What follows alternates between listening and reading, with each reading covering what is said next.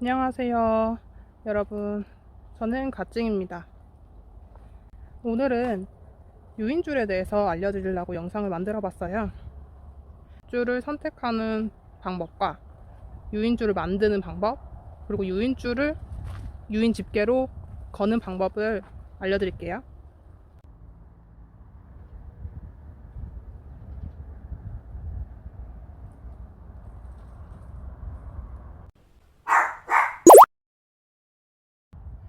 유인줄은 보통 이 두 가지 종류를 제일 많이 사용하시는 것 같아서 준비해 봤어요.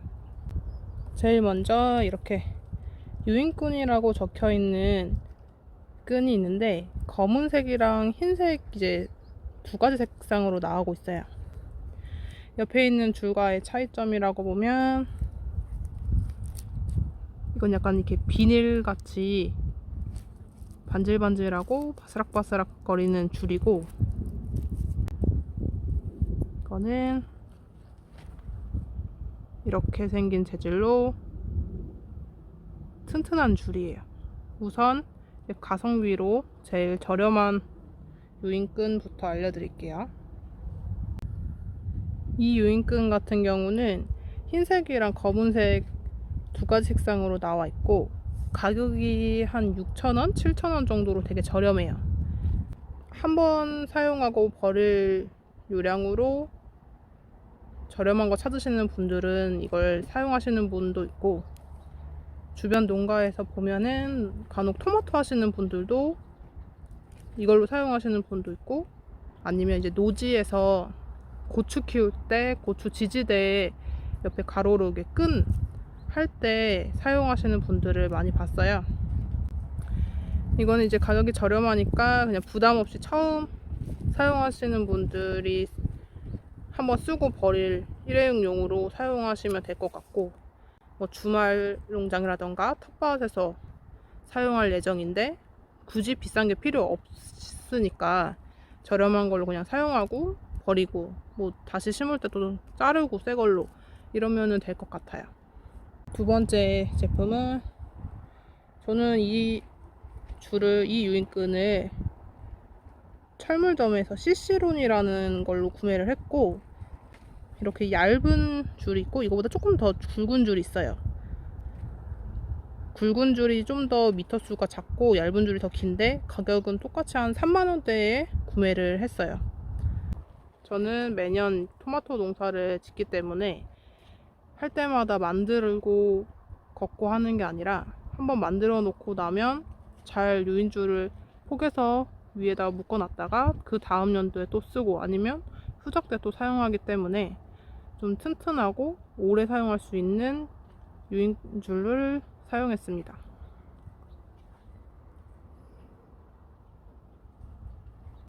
나는 유인줄이 필요한 작물을 매년 계속 키울 생각이면 아예 처음부터 튼튼하고 오래가는 이런 유인줄로 구매를 하시는 게 좋을 것 같고, 뭐 처음 해보는 거라서 그 작물을 계속 키울지 안 키울지 모르겠다, 혹은 텃밭이나 주말농장, 노지에서 사용한다고 하면 그냥 저렴한 걸 사용하시는 것도 괜찮을 것 같아요.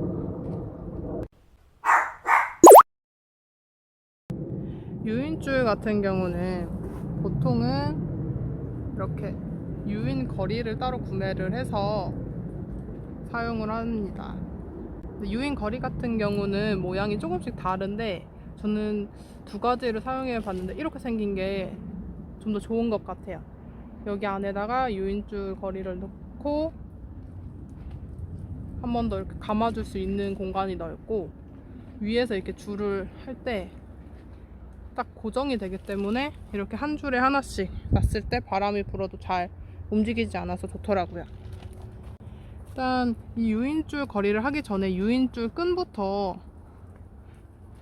길이에 맞게 잘라야 되는데, 자신의 하우스 길이에 맞게 제일 위에서부터 밑에까지 좀 여유 있게 자르시는 게 좋아요. 저는 제일 초반에 여유 있게 자른다고 잘랐는데, 이렇게 유인줄 거리에다가 끼고 나서 집게로 찝으려고 보니까 길이가 모자라서 이어붙였던 경험이 있어서, 그냥 줄이 여유분만 있으신다면 그냥 여유 있게 길게 잘라 놓는 게 계속 유인줄을 위로 올릴 때 편하더라고요. 그래서 그 길이만큼 치수를 쟀으면 파이프를 이렇게 양쪽에 하나씩 그 길이만큼 박아놓고 유인줄 끈을 이렇게 계속 동글동글 왔다 갔다 하면서 많이 만든 다음에 양쪽에서 한 번에 자르면은 좀 더 빨리 유인줄을 자를 수가 있고, 유인줄을 자르고 나서 저처럼 아까 같은 CC론을 구매하시는 분들은 자르고 나서 여기 끝을 라이터나 촛불로 지져줘야 돼요. 양 끝을. 그 이유는 이 CC론이 튼튼하기는 한데 가위로 자르고 나면 그 끝이 이렇게 벌어져서 나중엔 이렇게 실타래처럼 다 벌어지기 때문에 그 방지차 끝을 이렇게 녹여주는 거예요. 끝을 녹여주고 이 끝을 한 곳을 이렇게 묶고 매듭을 지은 다음에 여기 있는 동그라미에다가 껴주면은 유인줄이 완성이 되는 거고, 유인 집게 같은 경우는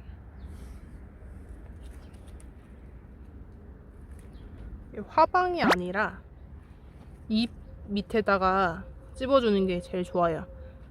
간혹 그 공간이 알맞지 않아서 화방 밑에다가 하시는 분들이 있는데, 화방 밑에다가 하게 되면은 화방은 크고 토마토는 길게 자라는데 줄은 점점 쨍쨍해져 가지고 나중에 이 화방이 꺾이거나 부러지는 경우가 있기 때문에 무조건 이제 좀 튼튼한 유인 집게를 걸 수 있는 곳에 튼튼한 이파리 밑에다가 이렇게 꽂아주시는 게 좋아요.